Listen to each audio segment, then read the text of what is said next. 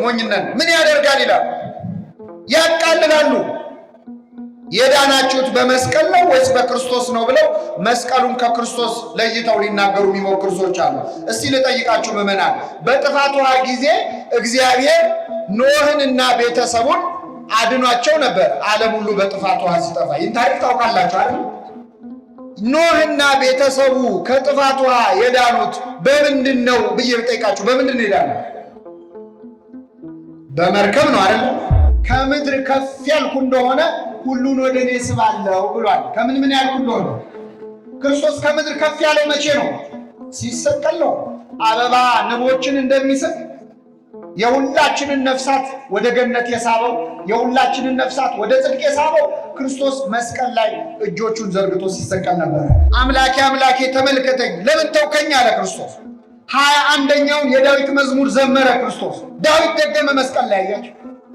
ይህን ሲሰማ ሰይጣን አምላኬ አምላኬ ሲል ሲሰማው እኔ 3 ዓመት ሙሉ የእግዚአብሔር ልጅ ነው አምላክ ነው ብዬ ስጨነቅ ከረምኩ፣ ለካ ተራ ሰው ነው ብሎ የሌሎች ሰዎችን ነፍስ መንጭቆ ሲኦል እንደሚጨምረው የክርስቶስንም ነፍስ መንጭቄ ሲኦል ጨምራለሁ ብሎ ወደ መስቀሉ ደፍሮ ተጠጋ። ዲያብሎስ ሲጠጋ እዚያው መስቀል ላይ በእሳት ዛንጅር በነፋስ አውታር ይላሉ ሊቃውንት፣ እዚያው መስቀል ላይ ዲያብሎስን አስሮ በሲኦል ያሉ ነፍሳትን ነፃ አወጣቸው።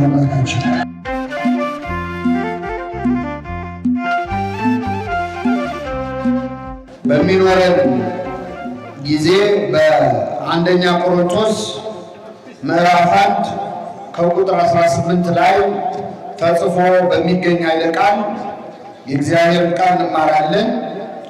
የመስቀሉ ቃል ለሚጠፉት ሞኝነት፣ ለእኛ ለምንድን ግን የእግዚአብሔር ኃይል ነው በሚል ርዕስ እንማራለን። እስቲ ቃሉን አብረን እንበል። የመስቀሉ ቃል ለሚጠፉት ሞኝነት፣ ለእኛ ለምንድን ግን የእግዚአብሔር ኃይል ነው።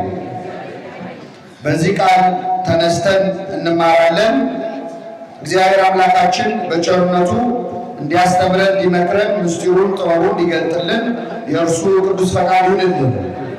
ቅዱስ ጳውሎስ ለቆሮንቶስ ምዕመናን በጻፈው የመጀመሪያው መልእክት የመጀመሪያው ምዕራፍ ላይ የመስቀሉ ቃል ለሚጠፉት ሞኝነት፣ ለእኛ ለምንድን ግን የማን ኃይል ነው አለ? የእግዚአብሔር ኃይል ነው። ይህንን ቃል ቤተክርስቲያናችን በሶስት መንገድ ትተረጉመዋለች። የመስቀሉ ቃል ለሚጠፉት ሞኝነት ነው ተብሎ የተነገረው የመጀመሪያው ስለ አምላካችን ስለ መድኃኒታችን ስለ ኢየሱስ ክርስቶስ ነው። በመስቀል ላይ የተሰቀለው ክርስቶስ ከሚጠራባቸው ብዙ ስሞች አንዱ ቃል የሚለው ስም ነው። የዮሐንስ ወንጌል ምዕራፍ 1 ከቁጥር 1 ስናነብ በመጀመሪያ ምን ነበረ ይላል? ቃል ነበረ፣ ቃልም በእግዚአብሔር ዘንድ ነበረ፣ ቃልም እግዚአብሔር ነበረ። ይህ በመጀመሪያ በእግዚአብሔር ዘንድ ነበረ ይልና ከቁጥር 14 ላይ ያም ቃል ሥጋ ሆነ ብሎ ይናገራል። ከክርስቶስ ብዙ ስሞች አንዱ የእግዚአብሔር ቃል መባል ነው። ቃል የሚለው ስም የክርስቶስ ስም ነው። ስለዚህ ቅዱስ ጳውሎስ የመስቀሉ ቃል ብሎ ሲናገር መስቀል ላይ የተሰቀለው ቃል፣ መስቀል ላይ የሞተው ቃል አምላካችን መድኃኒታችን ኢየሱስ ክርስቶስ የእሱ ነገር የመስቀሉ ቃል የክርስቶስ ነገር ለሚጠፉት ሞኝነት ነው፣ ለእኛ ለምንድን ግን ክርስቶስ የእግዚአብሔር ምንድን ነው? ኃይል ነው ማለት ነው። ክርስቶስ የእግዚአብሔር ኃይል ነው። ቅዱስ ገብርኤል ለእመቤታችን ሊያበስራት በመጣ ጊዜ መንፈስ ቅዱስ ይጸልልሻል፣ የልዑል ኃይልም ያድርብሻል ብሏት ነበር። የልዑል ምን ኃይል ተብሎ ይጠራል? ኃይሉ ለአብ ወጸጋ ዘአሕዛብ ይላል ቅዳሴያችን። የአብ ኃይሉ የአሕዛብ ጸጋ ተብሎ ክርስቶስ ይጠራል። ስለዚህ ቅዱስ ጳውሎስ የመስቀሉ ቃል ብሎ የጠራው የመጀመሪያው ራሱ አምላካችን ኢየሱስ ክርስቶስ ነው። መስቀል ላይ የተሰቀለው ቃል የክርስቶስ ነገር ለሚጠፉት ለአይሁድ፣ ለሚጠፉት ለግሪካውያን ሞኝነት ነው። ለእኛ ለምንድን ለክርስቲያኖች ግን ክርስቶስ የእግዚአብሔር ምንድን ነው? ኃይል ነው። ሰው በመሆኑ ኃይሉን የገለጠበት ነው ብላ ቤተክርስቲያናችን ትተረጉማለች። ሁለተኛ ምዕመናን የመስቀሉ ቃል ተብሎ የሚጠራው አምላካችን መድኃኒታችን ኢየሱስ ክርስቶስ እዚያው መስቀል ላይ ሳለ የተናገራቸው 7 ቃላት አሉ። 7ቱ አጽራተ መስቀል ተብለው የሚጠሩ አምላካችን ኢየሱስ ክርስቶስ መስቀል ላይ የቆየው ለ3 ሰዓታት ነበረ። ምዕመናን ለስንት ሰዓት? 3 ሰዓት ቆይቷል ክርስቶስ። 3 ሰዓት ማለት ከ6 ሰዓት እስከ 9 ሰዓት ተሰቅሎ ቆይቷል። 3 ሰዓት ቆይቶ 9 ሰዓት ሲሆን ቅድስት ሥጋው ከቅድስት ነፍሱ ለየ፣ ሞተ ክርስቶስ። በነገራችን ላይ መስቀል ላይ ተሰቅሎ በ3 ሰዓት የሞተ ሰው የለም በታሪክ። በጣም በአጭር ጊዜ ነው ክርስቶስ የሞተው። እንደውም ጲላጦስ እዚህ ማርቆስ ወንጌልን ስታነቡ ክርስቶስ ሞተ ተብሎ ሲነገረው ከመቼው ሞተ ብሎ ገርሞት ነበር። ለምንድን ነው ክርስቶስ በ3 ሰዓት የሞተው ካላችሁ ከመሰቀሉ በፊት 6666 ጊዜ ምን ብሏል? ተገርፏል። አጥንቱ እስከሚታይ ድረስ ኃይሉ አልቋል። ኃይሌ እንደገል ደረቀ እስኪል ድረስ አጥንቱ እስኪታይ ተገርፏል። ስለዚህ ደክሟል። መስቀል ላይ ሲወጣ በጣም በስቃይ ላይ ሆኖ ነው እና 3 ሰዓታት ያህል ቆየ። በ3 ሰዓት በ9 ሰዓት ላይ አምላካችን ኢየሱስ ክርስቶስ ስለ ሁላችን ሲል ነፍሱን አሳልፎ ሰጠ። ስሙ የተመሰገነ ይሁን። ስለዚህ ክርስቶስ መስቀል ላይ ሳለ 7 ቃላት ተናግሯል። በ3 ሰዓት 7 ቃል መናገር በጣም ትንሽ ነው። እኔ እንኳን አሁን ይህን ትምህርት ከጀመርኩ 70 የሚሆን ቃላት ተናግሬያለሁ። ክርስቶስ ግን ስንት ቃል ተናገረ? 7 ቃላት ብቻ ተናገረ። የተናገራቸው ቃላት ጥቂት ግን የማይቀሩ ቃላት ናቸው። የመጀመሪያው ቃሉ ምንድን ነው? የሚያደርጉትን አያውቁምና ምን በላቸው? ይቅር በላቸው። ልብ አድርጉ። እየሰቀሉት ላሉት ሰዎች፣ እየቸነከሩት ላሉት ሰዎች ጌታ ሆይ ፍረድባቸው፣ አባት ሆይ ቅጣቸው አይደለም ያለው። የሚያደርጉትን አያውቁምና ምን በላቸው? ይቅር በላቸው። አሁን ምረ በኋላ ቅጣቸው እንኳን አላለም። የሚያደርጉትን አያውቁምና ይቅር በላ። ይህ ንግግር ለሚጠፉት ሞኝነት ነው። ለእኛ ለምንድን ግን የማን ኃይል ነው? የእግዚአብሔር ኃይል። እነኋት እናትህ አለው ለዮሐንስ፣ እነሆ ልጅሽ አላት ለእመቤታችን። ይህ ቃል ለሚጠፉ ሰዎች ምንድን ነው? ሞኝነት ነው። ድንግል ማርያምን እናቴ እናቴ ብለን መጥራታችን፣ እናታችን ማለታችን ለሚጠፉ ሰዎች ሞኝነት ነው። ለእኛ ለምንድን ግን የማን ኃይል ነው? የእግዚአብሔር ኃይል። ተጠማው ማለቱ፣ አባት ሆይ ነፍሴን በእጅህ አደራ ሰጣለሁ ማለቱ፣ ተፈጸመ ማለቱ መስቀል ላይ ሆኖ የተናገረው የመስቀሉ ቃል ለሚጠፉት ሰዎች ሞኝነት ነው። ለእኛ ለምንድን ግን የእግዚአብሔር ኃይል ነው በማለት ቅዱስ ጳውሎስ ተናግሯል። 3ኛው ምዕመናን ነገረ መስቀሉ ነው። ስለ መስቀል የሚነገረው ነገር፣ ስለ መስቀል የሚሰበከው ስብከት፣ ስለ መስቀል የሚከበረው በዓል፣ ስለ መስቀል የምናበራው ደመራ ለሚጠፉት ሰዎች ምንድን ነው? ሞኝነት ነው። ከተሰቀለው ነው ወይስ ከተሰቀለበት ነው ጉዳያችሁ? የዳናችሁት በክርስቶስ ነው ወይስ በመስቀሉ ነው ብለው መስቀሉን ከክርስቶስ ለይተው ለማየት የሚሞክሩ በጣም ብዙ ሰዎች አሉ። ቤተ ክርስቲያናችን ደግሞ በሁሉ ነገር ውስጥ መስቀልን ሳትይዝ ተነስታ አታውቅም። ገና ከሩቅ ቤተ ክርስቲያንን ስታያት በጉልላቷ ላይ ያለው ምንድን ነው? መስቀል ነው። ካህናት በእጃቸው ቢይዙ ምንድን ነው ያዙ? ቢያሳልሙን መስቀል ነው የምንሳለመው። ብንለብስ በመስቀል ምልክት ነው የምንለብሰው። ስንወጣ እናማትባለን፣ ስንገባ እናማትባለን፣ በመስቀሉ እንመካለን። ቅዱስ ጳውሎስ እንዳለ ከጌታዬ ከኢየሱስ ክርስቶስ መስቀል በቀር ሌላ ትምክህት ከኔ ይራቅ አለ። መስቀሉ መመኪያችን ነው፣ ውበታችን ነው፣ ጌጣችን ነው። የባህል ልብስ ብንለብስ የምንጠልፈው ምኑን ነው? መስቀሉን ነው። አሁን ቀረ እንጂ እናት አባቶቻችን ቢነቀሱ እንኳን ግንባራቸው ላይ የሚነቀሱት ምኑን ነው? መስቀሉ ነው። ይሄ ነገር ሞኝነት ነው። ለማያምኑ ሰዎች ሞኝነት። ምን ያደርጋል ይላል፣ ያቃልላሉ። የዳናችሁት በመስቀል ነው ወይስ በክርስቶስ ነው ብለው መስቀሉን ከክርስቶስ ለይተው ሊናገሩ የሚሞክሩ ሰዎች አሉ። እስቲ ልጠይቃችሁ ምዕመናን፣ በጥፋት ውሃ ጊዜ እግዚአብሔር ኖህንና ቤተሰቡን አድኗቸው ነበር። ዓለም ሁሉ በጥፋት ውሃ ሲጠፋ ይህን ታሪክ ታውቃላችሁ አይደል? ኖህና ቤተሰቡ ከጥፋት ውሃ የዳኑት በምንድን ነው ብዬ ብጠይቃችሁ በምንድን ነው የዳኑት? በመርከብ ነው አይደል? ነው አይደለም? እግዚአብሔር ለኖህ ምን ስራ አለው? መርከብ ስራ አለው። መርከብ ውስጥ ገቡ ከነ ቤተሰቡ። ኖህና ቤተሰቡ ከዚያ ከጥፋት ውሃ ተረፉ። አሁን ልጠይቃችሁ ኖህና ቤተሰቡ የዳኑት በምንድን ነው? አይሰማም። በመርከብ። ያዳናቸው ማን ነው? ግን በምን ተጠቅሞ? በመርከቡ። ሌላ ልጨምርላችሁ። እስራኤላውያን ከግብፅ ባርነት ነፃ ወጡ። ከወጡ በኋላ ሊሄዱ ሲሉ መንገድ ላይ የኤርትራ ባህር ገጠማቸው። ባህሩ ካልተከፈለ ሊሻገሩ አይችሉም። እግዚአብሔር ለሙሴ አዘዘው። ሙሴ ሙሴ ሆይ ባህሩን በበትርህ ምታው አለው። መታው። ባህሩ ለሁለት ምን አለ? ተከፈለ። እስራኤላውያንም በደረቅ መሬት ተሻገሩ ይላል። እግዚአብሔር የተመሰገነ ይሁን። አሁን እስራኤላውያን የኤርትራን ባህር የተሻገሩት በምንድን ነው? መልሱ። በምንድን ነው የተሻገሩት? ባህሩን የከፈለው ምንድን ነው? በትር ነው። አንድ ልጨምርላችሁ። አንዲት ሴት 12 ዓመት ደም ይፈሳት ነበር ያለማቋረጥ። ታስታውሷታላችሁ። በወንጌል ምን አለች እቺ ሴት? የጌታ የልብሱን ጫፍ ብነካ እድናለሁ አለች። መጣች።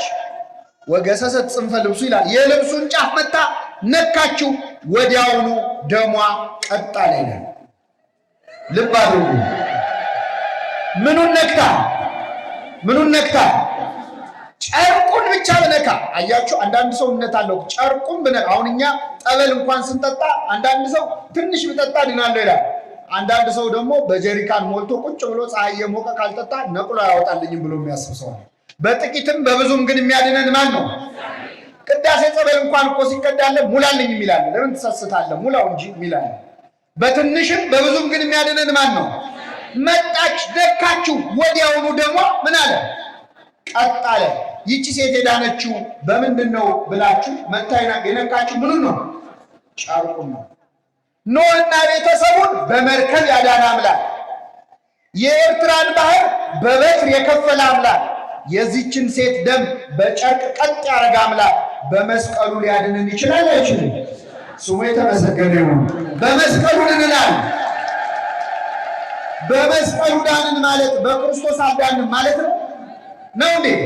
ክርስቶስን ከመስቀሉ ለይቶ ከማየት እግዚአብሔር ይሰውራል። ክርስቶስ የተሰቀለበት መስቀል ማለት በደሙ የታጠበ መስቀል ነው። ደሙን ያፈሰሰበት መስቀል ነው። የክርስቶስ ጨርቁ የሚፈውስ ከሆነ ደሙ የፈሰሰበት መስቀል ይፈውሳል አይፈውስም? ይፈውሳል። ለእኛ ለኦርቶዶክሳውያን ክርስቶስ አሁንም እንደተሰቀለ ሆኖ ነው የሚታየን። በነገራችን ላይ ከመስቀሉ ወርዶ አይታየንም። ለዚህ እኮ ነው ቅዱስ ጴጥሮስ ሊሰዋ ሲል በዚህ በሐምሌ 5 የምናከብረው በዓል አለ። ሊሰዋ ሲል በሮም አደባባይ ሊሰቅሉት ወሰዱት ይላል። ሲወስዱት መስቀል ተክለው አየ። ምንድን ነው አለ? እዚህ ላይ ልንሰቅል ነው አሉት። የጌታዬ መስቀል ላይማ አልሰቀልም አለ። ባይሆን እኔ ምን አድርጋችሁ ስቀሉኝ? ዘቅዝቃችሁ ስቀሉኛል። ክርስቶስ እኮ ተነስቷል፣ አርጓል። ግን ለጴጥሮስ ክርስቶስ አሁንም መስቀሉ ላይ እንዳለ ነው። ማስተዋል ለቻለ ሰው እንደ ገላትያ ክርስቲያኖች አዚም ካልኖረበት በስተቀር ክርስቶስ አሁንም እንደተሰቀለ ሆኖ ነው የሚታየን።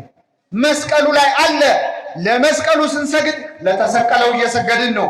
መስቀሉን ስናከብር ለፈሰሰው ደም ክብር እየሰጠን ነው። ይህም በልቡናችን ይሳለብን።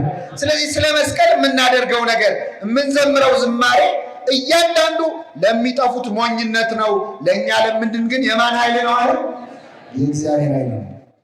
እንግዲህ ምዕመናን መስቀል ገና ክርስቶስ ሳይሰቀልበት ጀምሮ በዓለመ መላእክትም በብሉይ ኪዳንም ሲታይ የነበረ፣ ትንቢት ሲነገርለት፣ ምሳሌ ሲመሰልለት፣ ሲቆጠር ሱባኤ ሲቆጠርለት የነበረ ነገር ነው መስቀል። ክርስቶስ ሳይሰቀል በፊት ስለ መስቀል ክብር የሚያሳዩ በጣም ብዙ ነገሮች አሉ። እኔ ጥቂቶቹን ልንገራችሁ። ከቅዱሳን መላእክት እንጀምር። ቅዱሳን መላእክት በእግዚአብሔር ዙፋን ፊት ቆመው 24 ሰዓት ቅዱስ ቅዱስ ቅዱስ እያሉ እግዚአብሔርን ያመሰግናሉ። መላእክት ያመሰግናሉ። አመስግነው አመስግነው አመስግነው ሲደክማቸው ያመሰግናሉ። ይገርማቸው። እረፍታቸው ምስጋናቸው ነው። ምስጋናቸው እረፍታቸው ነው። ምግባቸው መጠጣቸው ምስጋና ነው። ቅዱሳን መላእክት ያመሰግናሉ። በእውነት የመላእክትን ዝማሬ ለመስማት ያልቃል። መላእክት ያለማቋረጥ ያመሰግናሉ። ሲያመሰግኑ ይላል አንድ ቀን አያቸው ነቢየ እግዚአብሔር ኢሳይያስ ትንቢተ ኢሳይያስ ምዕራፍ 6 ላይ እግዚአብሔርን ከፍ ባለ ዙፋን ላይ ተቀምጦ አየሁት ይላል። በዙሪያው መላእክት ቆመው ቅዱስ ቅዱስ እያሉ ያመሰግኑታል። ከነሱም መካከል 6 ክንፎች ያሏቸው ኪሩቤል ነበሩ ይላል። ስንት ክንፎች? 6 ክንፎች ያሏቸው ኪሩቤል በፊቱ ቆመው እያጠኑ ቅዱስ ቅዱስ እያሉ ያመሰግኑት ነበር። ኪሩቤል ሲያመሰግኑት 6 ክንፋቸው በ2 ክንፋቸው ፊታቸውን ይሸፍናሉ ይላል። ለምን? እማይታይ አምላክ ልናይህ ልንመረምርህ የማትችል አምላክ ነህ ሲሉ ፊታቸው ይሸፍናሉ። በ2 ክንፋቸው ደግሞ እግራቸውን ይሸፍናሉ። በፊትህ መቆም አንችልም ሲሉ ነው። ማን ባንተ ፊት ይቆማል ሲሉ በ2 ክንፋቸው ፊታቸውን፣ በ2 ክንፋቸው እግራቸውን ይሸፍናሉ። በ2 ክንፎቻቸው ግን ይበሩ ነበረ ይላል። ምን ይሉ ነበረ? የምን ምልክት ሰሩ? የመስቀል ምልክት። ቅዱሳን መላእክት ገና ክርስቶስ ሳይሰቀል ገና ሰው ሳይሆን በቤተልሔም ሳይወለድ በዓለመ መላእክት ቆመው ቅዱስ ቅዱስ እያሉ የሚያመሰግኑት በምን ምልክት ነው? በመስቀል ምልክት ነው። ይሄ በዓለመ መላእክት ነው። ወደ ኦሪት ዘፍጥረት ልውሰዳችሁ። ኦሪት ዘፍጥረት ምዕራፍ 48 ላይ ያዕቆብ የተባለው ከ3ቱ አርዕስተ አበው ከምንላቸው ከአብርሃም ከይስሐቅ ከያዕቆብ ጋር 3ኛው ያዕቆብ ነው። ያዕቆብ አንድ ቀን ካረጀ በኋላ ልጁ ዮሴፍ የልጅ ልጆቹን እንዲመርቅ አመጣለት ይላል ወደ አባቱ። አባቴ አንተ አርጅተሃል፣ መሞት አይቀርም። ከመሞት በፊት 2ቱን ልጆቼን ባርክልኝ፣ ኤፍሬምና ምናሴን ባርክልኝ ብሎ ዮሴፍ ወደ አባቱ ወደ ያዕቆብ ልጆቹን ይዟቸው መጣ። ከኔ ጋር ናችሁ ምዕመናን? እግዚአብሔር ከሁላችን ጋር ይሁን። የአያት ምርቃት ያስፈልጋል አያስፈልግም? ትልቅ ነገር ነው። 2ቱን ልጆቹን አመጣቸውና መርቅልኝ አለ። ያዕቆብ ምን አደረገ? እሺ አለና በቀኝ ወዳለው ልጅ የግራ እጁን በግራ ወዳለው ልጅ ደግሞ የቀኝ እጁን ጫነባቸው ሊመርቃቸው ይላል። አሁንም ማሳያችሁን ተመልከቱ። ይሄኛውን እጁን ወዴት አደረገው? ወደዚህ። ይሄኛውን እጁን ደግሞ የምን ምልክት ሰራና መመረቅ ጀመረ። ከክፉ ነገር ያዳነኝ እግዚአብሔር አለ። ከልጅነቴ ጀምሮ የጠበቀኝ እግዚአብሔር፣ ከክፉ ነገር ያዳነኝ መልአክ እነዚህን ብላቴኖች ይባርካል። ከክፉ ነገር ያዳነኝ ምን መልአክ? ቅዱስ ሚካኤል ይባርካችሁ ምዕመናን፣ ቅዱስ ገብርኤል ይባርካችሁ ይባላል አይባልም? ከመጽሐፍ ቅዱስ ነው ያገኘነው። ከክፉ ነገር ያዳነኝ መልአክ እነዚህን ሕፃናት ይባርካል። ኦሪት ዘፍጥረት ምዕራፍ 48 ላይ ሲባርክ እጆቹን አመሳቀለ ይላል። ሲያመሳቅል መጣና ያዕቆብ ዮሴፍ ምን አለው? ኧረ እጅህን አስተካክል፣ የበኩሩ ልጅ ይሄኛው ነውና ቀኝህን ማድረግ ያለብህ የበኩሩ ልጅ ላይ ነው፣ እባክህን እጅህን ወደ ነበረበት መልሰው አለው። ያዕቆብ ምን አለ? እማደርገውን እኔ አውቃለሁ አለ። እማደርገውን እኔ ምን እላለሁ? አውቃለሁ። ለምንድን ነው?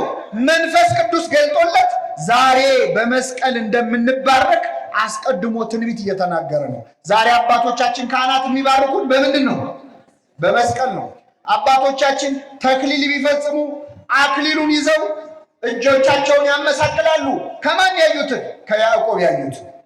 በመስቀል ምልክት ቡራኬ እንደሚሰጥ በኦሪት ዘፍጥረት ምዕራፍ 48 ላይ ተጽፏል። አንድ ልጨምርላችሁ ከዚያው ከብሉይ ኪዳን።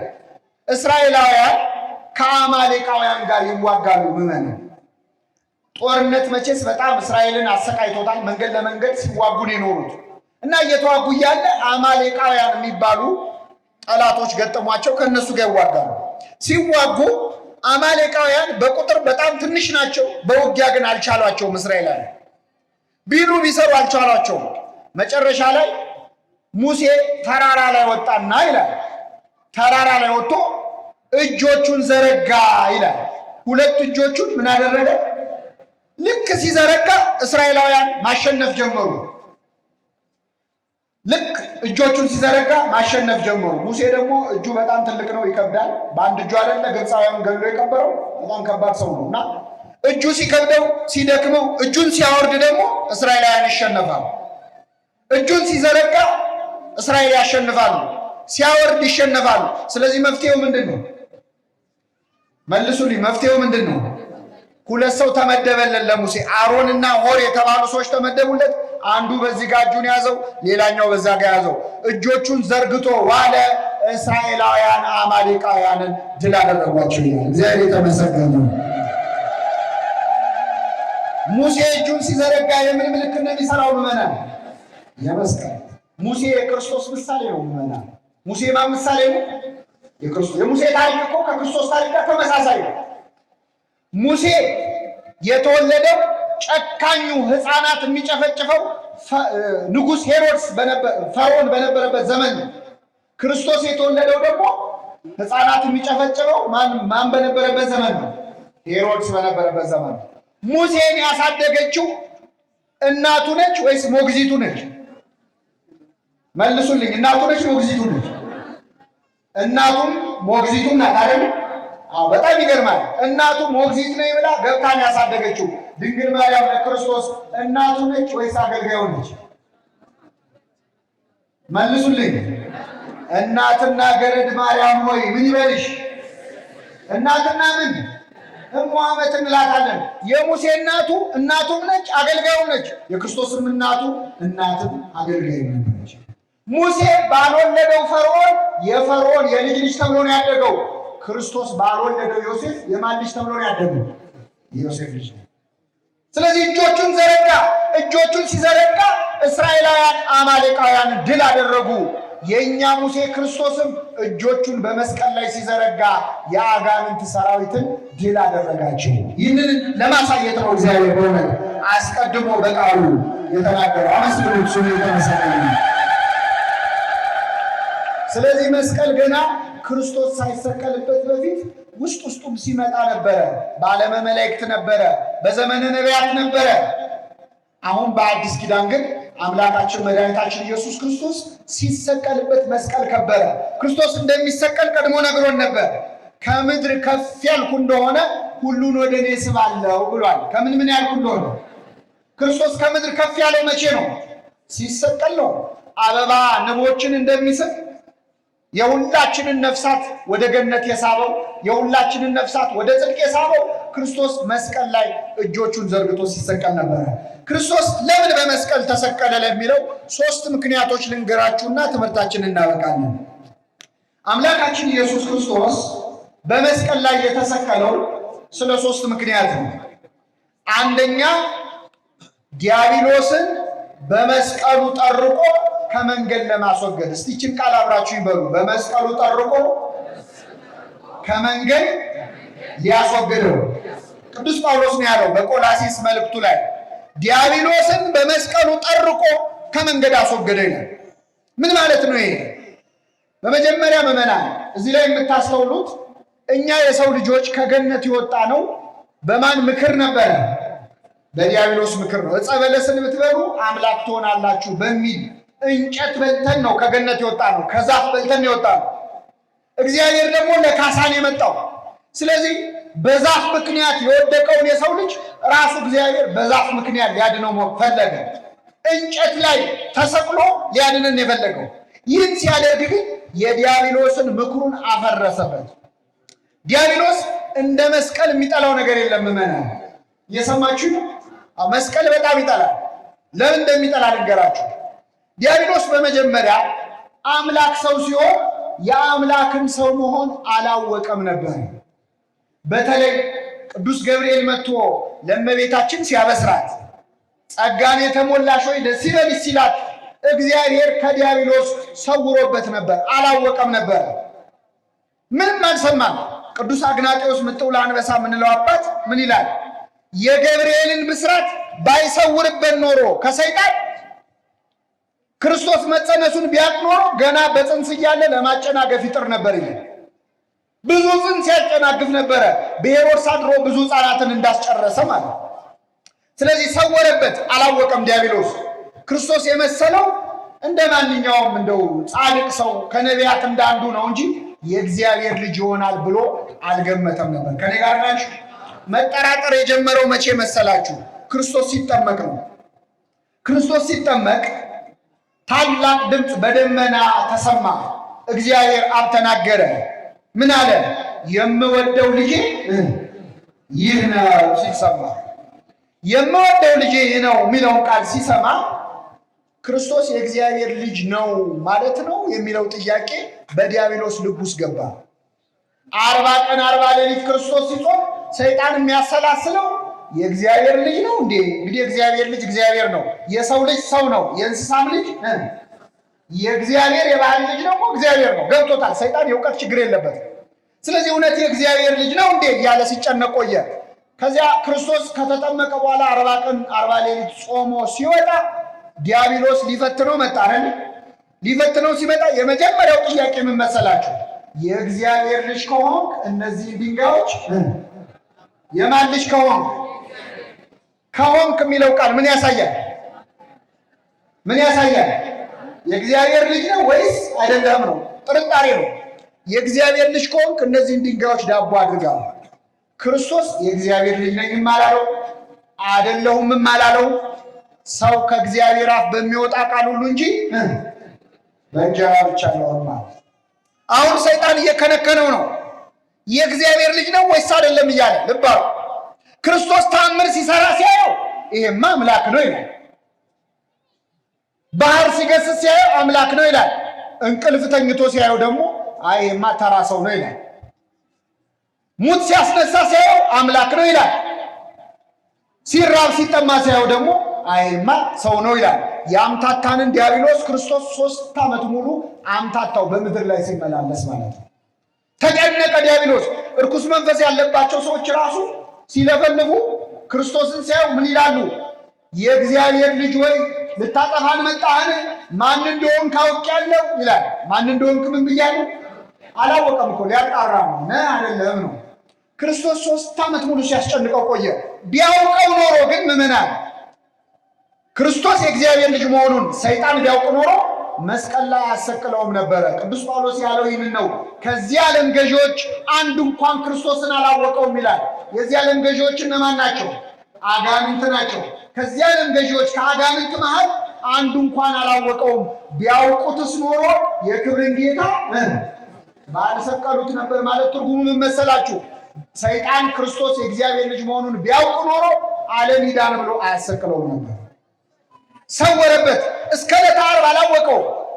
ዓርብ ዕለት ግን ተሰቅሎ ሳለ ክርስቶስ መስቀል ላይ አንድ ቃል ተናገረ። አምላኬ አምላኬ ለምን ተውከኝ አለ። እስኪ በሉ ከኔ ጋር አምላኬ አምላኬ ለምን ተውከኝ። አምላኬ አምላኬ ነጽረኒ ወለምን ታደገኒ። አምላኬ አምላኬ ተመልከተኝ ለምን ተውከኝ አለ ክርስቶስ። 21ኛውን የዳዊት መዝሙር ዘመረ ክርስቶስ። ዳዊት ደገመ መስቀል ላይ ያያችሁ። ይህን ሲሰማ ሰይጣን አምላኬ አምላኬ ሲል ሲሰማው እኔ 3 ዓመት ሙሉ የእግዚአብሔር ልጅ ነው አምላክ ነው ብዬ ስጨነቅ ከረምኩ። ለካ ተራ ሰው ነው ብሎ የሌሎች ሰዎችን ነፍስ መንጭቆ ሲኦል እንደሚጨምረው የክርስቶስን ነፍስ መንጭቄ ሲኦል ጨምራለሁ ብሎ ወደ መስቀሉ ደፍሮ ተጠጋ ዲያብሎስ።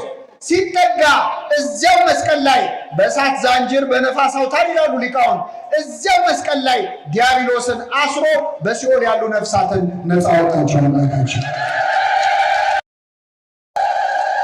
የሚገርማችሁ ክርስቶስ አስቀድሞ ተናግሮ ነበር። የማቴዎስ ወንጌል ምዕራፍ 12 ላይ ሰው አስቀድሞ ኃይለኛውን ሳያስር የኃይለኛውን ቤት ሊበዘብዝ ይችላልን ብሎ አስቀድሞ ኃይለኛው ምን ሳይ ኃይለኛ የተባለ ዲያብሎስ ነው። የኃይለኛው የዲያብሎስ ቤት የተባለ ሲኦል ነው። መስቀል ላይ አሰረውና ነፍሳትን ነፃ ወጣቸው። በጣም ይገርማቸዋል። ክርስቶስ ምን ብሎ ሲናገር ነው ፍጡር ነው ብሎ የገመተው ብያቸዋል። አምላኬ አምላኬ ለምን ተውከኝ? 21ኛው መዝሙር ነው።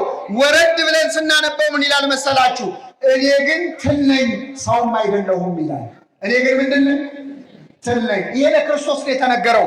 ትልን አሳ አጥማጆች ለአንድ ጉዳይ ይጠቀሙበታል። ለምን? አሳ ለማጥመድ። እንደዚህ አይነት ቅርጽ ያለው ሁክ ወይም መቃጥን እንለዋለን። እዚህ ውስጥ ትል ያስቀምጡና አሳ አጥማጆች ያቀርቡለታል ለአሳው። ትሉን ሲያይ አገኘው ብሎ ዘሎ ሲመጣ በመረቡ ምን ይሉታል? ያጠምዱታል። ትል የተባለ የክርስቶስ ትስብእቱ ነው፣ ስጋው። መቃጥን የተባለ ማጥመጃ የተባለው መስቀሉ ነው። መረብ የተባለ መለኮቱ ነው። ክርስቶስ መስቀል ላይ ተሰቅሎ አምላኬ አምላኬ ለምን ተውከኝ ሲል ሩቅ ብእሲ ነው ተራ ሰው ነው ብሎ ስጋውን አይቶ ወደ መቃጥኑ ወደ መስቀል ሲቀርብ በመለኮቱ መረብነት አጥምዶ ነፍሳትን ነፃ ወጣቸው። እኔ ግን ትል ነኝ ሰው አይደለሁም ያለው ክርስቶስ መስቀል ላይ የሰራውን ስራ ለማሳየት። ስለዚህ የመጀመሪያው ምዕመናን ዲያብሎስ ክርስቶስ ለምን በመስቀል ላይ ተሰቀለ ከተባለ የመጀመሪያው ምክንያት ዲያብሎስን ጠርቆ ከመንገድ ምን ለማለት ለማስወገድ ነው። ከመንገዳችን ዲያብሎስን ጠርቆ በመስቀሉ ያስወገደልን አምላክ ስሙ የተመሰገነ ነው። ሁለተኛው ሊቀ ካህናትም በሉ እስኪ መስዋዕትም እሱ ስለሆነ ነው። ክርስቶስ ምንድነው? ሊቀ ካህናት ነው። መስዋዕቱስ ማን ነው? እሱ ነው። በኦሪት ሊቀ ካህናት መስዋዕት ሊሰዋ ሲፈልግ በጉን ያመጣና በመሰዊያው ላይ ያቆመዋል። እጆቹን ደግሞ እንዲያደርጎ ይዘረጋል። በበጉ ደም የሕዝቡንና የራሱን ኃጢአት ይቅር ያስተሰርያል። በሐዲስ ኪዳን ስንመጣ የዓለምን ኃጢአት የሚያስወግደው የእግዚአብሔር በግ ማን ነው? ማን ነው? ክርስቶስ ነው። ሊቀ ካህናቱስ ማን ነው? ክርስቶስ ነው። ለሊሁ ካህን ወለሊሁ መስዋዕት፣ እሱ ራሱ ካህን እሱ ራሱ መስዋዕት ነው። ስለዚህ ሊቀ ካህናት እጁን ይዘረጋል፣ በግ ደግሞ በመሰዊያው ላይ ምን ይላል? ይቆማል። ይህን ለማሳየት ሊቀ ካህናት ስለሆነ እጆቹን ዘረጋ፣ በግ ስለሆነ በመስቀል ላይ ቆመ። መስቀል ስታዩ አሁን ቆሞ ስታዩት ክርስቶስን ሊቀ ካህናት መሆኑን እናያለን። ክርስቶስ የሁላችን ምንድን ነው? ሊቀ ካህናት ነው። አንዳንድ ሰው ሊቀ ካህናት ማለት ሌላ ካህን አያስፈልግም ነው ብሎ ይተረጉማል። ምን አይነት ትርጓሜ ነው? ሊቀ ካህናት ማለት ምን ማለት ነው? የካህናት አቤት። ታዲያ ካህናት ከሌሉ ማን ያለቃሉ? ክርስቶስ የካህናት አለቃ ነው። ራሱ ካህን ነው። ራሱ መስዋዕት ነው። ራሱ ደግሞ መስዋዕት ተቀባይ ነው። ሶስተኛው በመስቀል የተሰቀለው ለሰው ልጅ ያለውን ጽኑ ፍቅር ለማሳየት ነው። ምዕመናን መስቀል ላይ መሰቀል ማለት የመጨረሻው ጽኑ ስቃይ፣ የመጨረሻው ጽኑ ውርደት ነው። አምላካችን ውርደቱን ነው ክብር ያደረገው፣ እርግማኑን ነው ክብራችን ያደረገው።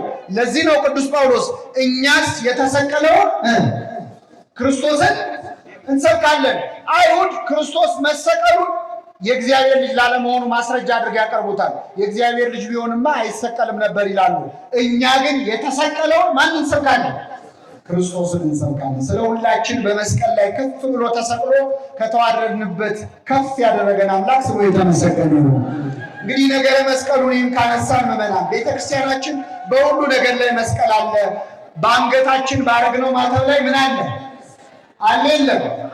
አንዳንድ ሰዎች ያቃልላሉ። ምን ያደርጋል አንገት ላይ መስቀል ማድረግ ይላሉ። ዋናው ልብ ላይ ማሰብ ነው እንጂ ይላሉ። ልብ ላይ ማሰብ ጥሩ ነው ጥሩ አይደለም? ግን 24 ሰዓት መስቀሉን ማሰብ ይቻላል አይቻልም? ትችላላችሁ? 24 ሰዓት መስቀሉን ስናስብ መዋል እንችላለን? 24 ሰዓት አንገታችን ላይ ማድረግስ የምንችለው ነው የምናደርገው። ጌጣችን ውበታችን ምን ነው? መስቀሉ ነው። መስቀሉ ነው። አንዳንድ ሰው በጣም ይገርማል። መስቀል ስናደርግ ያቃልላል፣ ግን ሰፌድ ጀበና ምናምን ያደርጋሉ አንገታቸው ላይ ጌጥ እያሉ ማለት። የእኛ ጌጣችን ምንድን ነው? መስቀል። ማተብ ሲደረግ እኮ ያሾፉ ነበሩ። ያዕቆብ ዘልበረድ የሚባል አባት ነበር። ይገርማቸዋል። ማተብ ያስጀምረው እሱ። ሰዎች ተጠምቀው ድጋሚ እየተጠመቁ አስቸገሩ፣ ክርስትና እየተነሱ እና ምልክት ለማድረግ አንገታቸው ላይ ማተብ ማሰር ጀመረ። በኋላ አንድ ሰው አንገቱ ላይ ክር ካለ ያመነ የተጠመቀ ክርስቲያን ነው መባል ጀመረ። ንጉሱ ይህን ሰማ። ይገርማቸዋል። ክርስቲያኖቹ አንገታቸው ላይ ክር አድርገው አየ። ሲያይ ጠራውና ያዕቆብ ዘልበረዲ ምንድን ነው ደግሞ ብለህ ሰው ላይ እንደ ውሻ አንገቱ ላይ ክር ማሰር ጀመርክ? ውሻ ይመስል ለምንድን ነው ክር የምታስረው አለ። ያዕቆብ ዘልበረዲ ምን አለ? ልክ ነህ ንጉሥ ሆይ፣ እኔ ውሻ ነኝ። ውሻ ለጌታው ታማኝ ነው፣ እኔም ለክርስቶስ ታማኝ አገልጋይ ነኝ። አንገታችን ላይ ክር ያደረግነው ጌታችን አምላካችን መድኃኒታችን ኢየሱስ ክርስቶስ ለእሱ ታማኝ ባሪያዎች መሆናችንን ስለምናምን ነው። በዚህ ደስ ይበላችሁ ምዕመናን፣ ታማኝ ባሪያዎች ነው። የሚገርመው ማተሙ ኃይል እንዳለው የምታውቁት ሰው ርኩስ መንፈስ ሲይዘው ርኩስ መንፈሱ የመጀመሪያ ሰው ምንድን ነው? ማተም መበጠስ ይገባዋል። ሰይጣን አይወድም። ይገርማቸዋል። ሰይጣን መስቀል አይወድም። እስቲ አንድ ጊዜ አማትቡ። በስመ አብ ወወልድ ወመንፈስ ቅዱስ። ቀላል ስራ የሰራችሁ እንዳይመስላችሁ። አንዴ ስታማትም ሰይጣን መብረቅ የጮኸ ያህል ነው የሚደነግጠው። መብረቅ የጮኸ ያህል ትዝ ይለዋል። መስቀል ላይ ጠርቆ በመስቀሉ እንዴት እንዳሰቃየው ስለሚያስታውስ ስናማትብ ክው ብሎ ይደነግጣል። ለእጃችን ትልቅ መሳሪያ የሰጠን አምላክ እግዚአብሔር ክብር ምስጋና ይድረሰው። በዚህ ብቻ ማለት ነው አጋንንትን ማስጨነቅ ይቻላል አይቻልም? ይቻላል። አባቶቻችን አሳይተው እነ ቅዱስ ጊዮርጊስ መርዝ አምጥተውላቸው አማተቡበት። ጊዮርጊስ እንዲገሉት መርዝ አመጡለት፣ አማተበበት። ጠጣው አሉት። ሲጠጣው ካሁን ተንፈራፍሮ ሞተ ሲሉ ፊቱ እንደ ፀሐይ አበራ። ቅዱስ ጊዮርጊስ ይገርማቸው። በኋላ ምን አሉ ጣዖት አምላኪዎች? አስማቱ ያለው እጁ ላይ ነው። ምኑ ላይ ነው? በቃ ጠንቋይ ሁሉ ነገር ጥንቆላ ነው ይመስላል። አስማቱ ያለው እጁ ላይ ነው። ወደ ኋላ ይታሰር ተባለ። ቅዱስ ጊዮርጊስ አሰሩት። አሁን መርዝ አመጡለት። በአገጩ እንዲና እንዲህ ብሎ አማተበ። አሁንም ሲጠጣ ፊቱ እንደ ፀሐይ አበራ። ልብ አድርጉ። እጅ እግር ባይኖረን በህሊናችን መስቀል መስራት እንችላለን አንችልም? እንችላለን። ሰይጣን መስቀል አይወድም። እንኳን መስቀለኛ መንገድ ራሱ አይወድም። ይገርማቸዋል። ሰይጣን እንዲህ አደባባይ ነገር አይመቸውም። ቤት በኩል ቢዞር ደስ ይለዋል። ለምን? መስቀል ሲያይ ትዝ የሚለው ዓርብ ዕለት የተሰቃየው ስቃይ ነው። ዓርብ ዕለት ያየው መከራ ነው። ዓርብ ዕለት ያየው ስቃይ ነው። መስቀልን ያህል ኃይል የለም። ለዚህ ነው ስትወጡ አማትቡ ይላል። ጠርጡለስ ወይም ጠርጠሉስ የሚባል ተርቱሊያን የሚባል ሊቅ አለ ቤተክርስቲያናችን። ስትወጣ አማትብ ይላል። ስትገባ ልብስ ስትለብስ ልብስ ላይ ምን በልበት? አማትብበት። ውሃ ስትጠጣ ውሃው ላይ አማትብበት። እናት አባቶቻችን እኮ ትናንት ስራ ሲጀምሩ አማትበው ነው አይደል? ዱቄት እንኳን ሲያቦኩ ምን አድርገው ነው? እኛ ሲያልቅ ነው የምናማትበው አይደል? ዱቄቱ ሲያልቅ በስመ አብ ወወልድ ወመንፈስ ቅዱስ ትናንት የገዛው መጀመሪያ ብታማትም እኮ በኋላ ታማትብም ነበረ። በእውነት አማትበን በረከት ለማግኘት እግዚአብሔር በቸርነቱ ይርዳል። የሚገርማችሁ በሀገራችን አንድ የተከሰተ ነገር ልንገራችሁ እናበቃለን። በደርግ ጊዜ ነው አሉና እናንተ አልተወለዳችሁም፣ እኔ ነበርኩ የዚያ እና በደርግ ጊዜ ትንሽ ያው ሃይማኖት አይፈቀድም ተብሎ አልነበር? እግዚአብሔር የለም ተብሎ ነበር። እና እንደውም አንድ ሰው ምን ብለዋል? እግዚአብሔር የለም ብሎ አንዱ ሲያስጨንቃቸው በጣም ሲያሰቃያቸው አለቃቸው የለም አሉት። አዎ በጣም ሲያሰቃያቸው መሳሪያ አቀባበሉና በሽጉጥ መቱት። ከጣሉ በኋላ እኔ እኮ እስከዛሬ የተውኩ እግዚአብሔር አለ ብዬ ነበር፣ ከሌለማ ልገላገል ብለው ተገላገሉት ማለት ነው። ለክፉም ለደጉም ማን ይኖር ይሻላል? አለ የለም? እኛ አለ አይደል? የለም ማለት እግዚአብሔር በዙፋኑ አለ። ፀሐይ ብንሞቀው ባንሞቀው ሙቀቱ ይቀንሳል። እግዚአብሔር ብናመልከው ባናመልከው እኛ ሳንፈጠር የተመለከ አምላክ ነው፣ የተመሰገነ። እና በደርግ ጊዜ አንድ አባት የሚገርማችሁ እየሰበኩ ህዝቡን ቃለ እግዚአብሔር እየሰበኩ ሲያስቸግሩ ባለስልጣኖች አሰሯቸውና ሁለተኛ እንዳይሰብኩ ደብድቧቸው ብለው ለወታደሮች አዘዙ። ከኔ ጋር ናችሁ? እና እኚህ ሰው ታሰሩ። ወታደሮቹ ምንም እንኳን ቢታዘዙም ካህን መደብደብ ይከብዳል አይደል? ስለዚህ በቃ የሆነ ጥፋት ሲያጠፉ ጠብቀን እንመታቸዋለን ብለው ሰበብ ፈለጉ። ከዛ ምግብ አቀረቡላቸውና ያው ካህን ቀርቶ ማንኛውም ክርስቲያን ምግብ ሲበላ ምን አድርጎ ነው? በቃ ሲያማትቡ እንመታቸዋለን እንደበድባቸዋለን ብለው ምግብ አቀረቡላቸው። እኚህ ካህን ይገርማቸዋል፣ ረቧቸዋል፣ ቢበሉ ደስ ይላቸዋል፣ ግን መደብደብ አልፈለጉም። ዝም ብለው ምግቡን ያወጣል። ወታደሮቹ ዱላ የጠገበ ዱላ ይዘው ብሉ እንጂ ይሏቸዋል። ከዛ ካህኑ ምን አሉ? እኔ እኮ በላ ነበር፣ ግን ከዚህ ልብላ ከዚህ ልብላ ወይስ ከዚህ? ምን አደረጉ ማለት ነው? የአባቶቻችንን ፈሊጥ ያድለን፣ የሰማነው በልቡናችን ያሳድረን።